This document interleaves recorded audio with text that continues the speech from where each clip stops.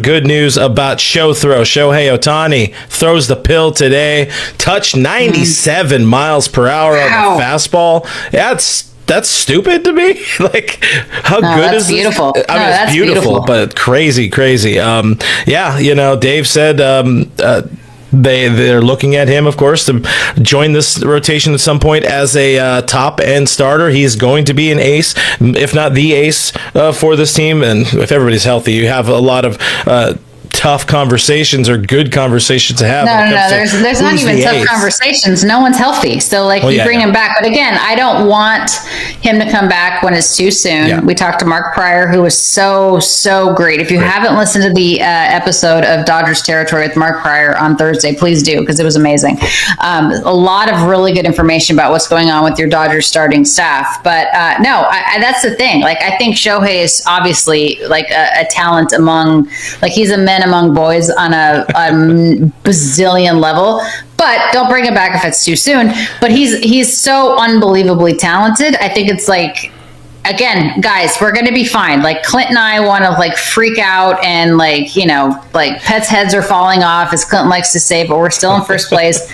We're going to be fine. But yeah, I mean, it's good news that Shohei could be facing hitters in June. Well, he did. I mean, he's facing hitters. He could be facing, I guess, more hitters. And again, that's where it gets really weird, the whole rehab and all of that kind of stuff. Can't send him out. That's the thing. You're not going to send him out when he's your DH. If we're looking, Dave said yesterday during the Fox broadcast, and again, enough national games, get us back with the Sportsnet guys. We love SNL. Joe was on the call last night. He was just with AJ. Yeah, that was fine. Fox is not a problem. I'm just saying enough national games overall. Definitely not going to sit here and lambast Fox, because they do great work. But yeah, I mean, if we're looking at a Shohei return after All-Star break, that's phenomenal. And then again, we knew the funny thing is we knew entering this season there was just going to be a lot of buying time to getting people healthy. But then we sit here and each day we're like, what the hell is going on with this team? It's like, we knew this. We knew people weren't going to be healthy. We didn't think they would lose Blake Snell and Tyler Glasnow in the first 15 minutes of the season or whatever. But still, like, to get Shohei in there, to get Snell back at some point, to get Glasnow back in the next couple of weeks, Emmett Sheehan is going to be an option for this team. Things will keep trending. I'm going to try to be positive about this. They're going to keep trending in the right direction. The one I would say I'm probably most worried about right now, suddenly, is the Evan Phillips, but they will endure. They will survive. We need to be patient. And like I don't know. I didn't expect Evan Phillips to come back sooner. So I don't know. I think I'm at the point now where I'm like, nothing surprises me. And by the way, here was Shohei Ohtani getting some live BP facing hitters for the first time on a major league mound since 2023.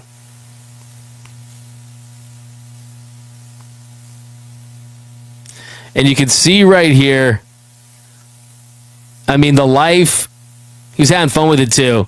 Smiling, facing, rushing, getting the punch out. Nice movement there. Look at the bat flip.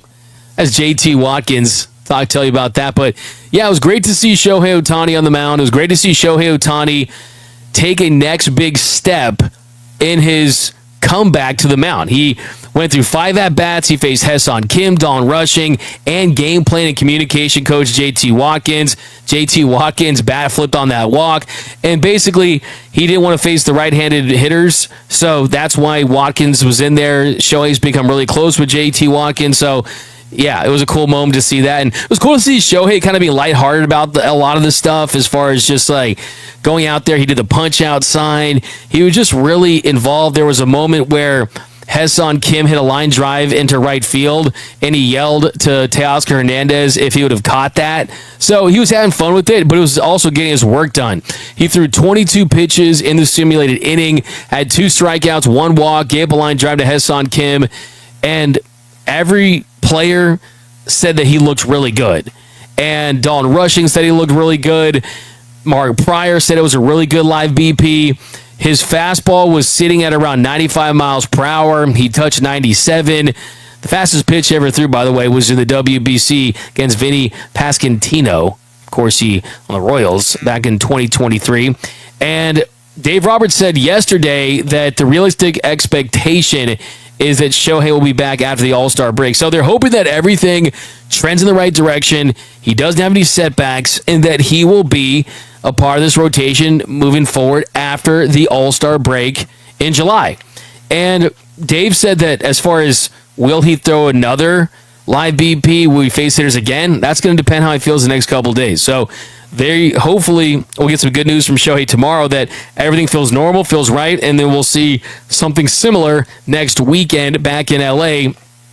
And look, this is a major deal because I don't think that getting Shohei back on the mound is a luxury. I don't think it's this sideshow, this unicorn thing. Oh, it's so cool that he can pitch and hit. No, I think the Dodgers need him back. And getting Shohei Ohtani back on the mound is going to feel like getting a frontline starter at the trade deadline if he comes back and pitches like he's capable of. This is someone who struck out over 30% of the batters that he faced in his career. This is someone that has a career ERA at 3.01, and they need that kind of production in the postseason.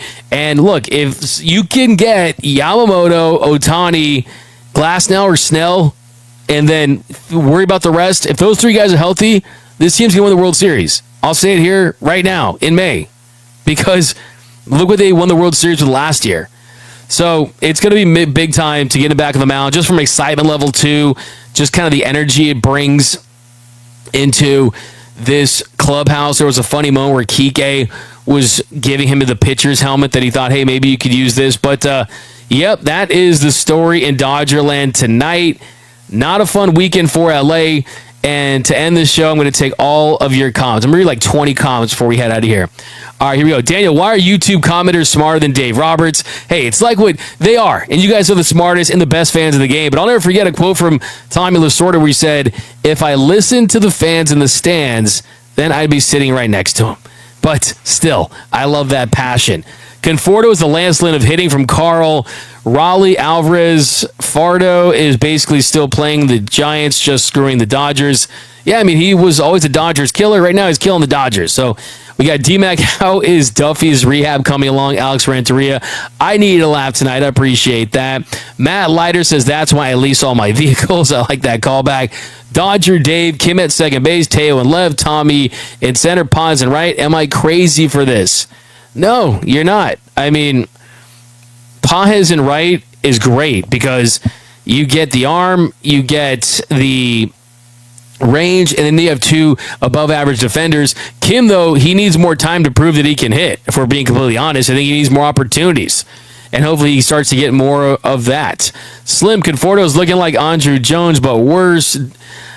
I don't know, says Adam. The True Teller over on YouTube, they got to trade Muncy. He's absolutely a liability on defense, and his offense is horrible. Shiloh, damn you, Friedman. Why would you dump Buehler? Dude was the only most clutch pitcher the Dodgers had in the postseason. Guess we didn't need that, SMH. Buehler's been slightly above average all year, missing butane, but he needed that opportunity to go out there and get the big bag. Hosey offered worst 30. Well, we did not. Dead Mets thinking they're good. Let's do a couple more here. Super chat from Francisco Diaz, 999. Painful weekend. Scott blows a 3-run lead on Friday. Offense took the last 2 days off, and all I kept hearing was ESPN announcing was saying Snell and Glasnow not come back till post the All-Star break. Yeah, the offense was bad. I don't know if the Dodgers offense was at Hamilton. I don't know if the Dodgers offense was in Times Square. I don't know if Dodgers offense was at Madison Square Garden waiting for the Knicks to come back there. I don't know if they were still at the hotel, but the Dodgers offense was outside of a few moments. They were not at Citi Field for the most part. 3 runs in the final 18 innings of this one. All right, guys, couple more. Francisco Diaz. Also, what happens for GTA 6 actually comes out, or O for Fordo actually contributes for the Dodgers. Waste of $17 million. Man, you guys are going hard on Conforto tonight. Hope you guys use the show as your therapy session. I'm not afraid to let you guys get out the real takes with how you really feel. And I really think that this is why I made this show. I put the comments on the screen because I want this to be the real pulse of how Dodgers